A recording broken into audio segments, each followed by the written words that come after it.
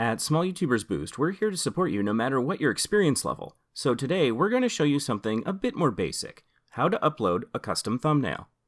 First, a quick explanation of why this is important. When you upload a video to YouTube, it automatically generates 3 thumbnails that you could use. So why not just use those? Well, for one thing, they're just from random moments in your video, so they won't have any intention behind them.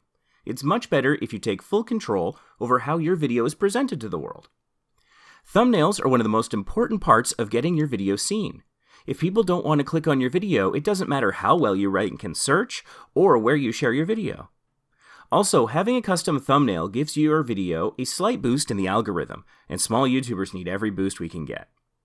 Before you can upload a custom thumbnail, you must first verify your account.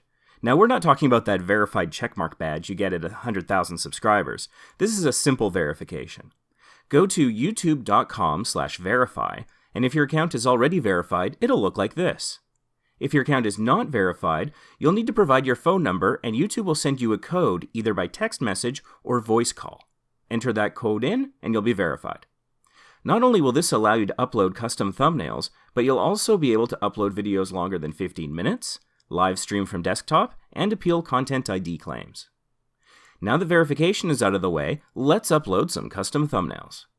You can add a custom thumbnail when uploading a new video or when editing an existing video. This can be done in both the Classic interface and in Studio Beta. We'll show you all 4. First up, editing in the Classic interface. If the video you want to add a custom thumbnail to is one of the last 4 videos you uploaded, you can just click on the Edit button from the corresponding video on the dashboard. For older videos, click on Video Manager on the left-hand side, and then click on the corresponding Edit button. Now, if you're like me, you have a substantial back catalog of videos, so you might want to use the search function to narrow the list down a little. Once you click Edit, look for the Custom Thumbnail button at the bottom of the 3 automatically generated thumbnails.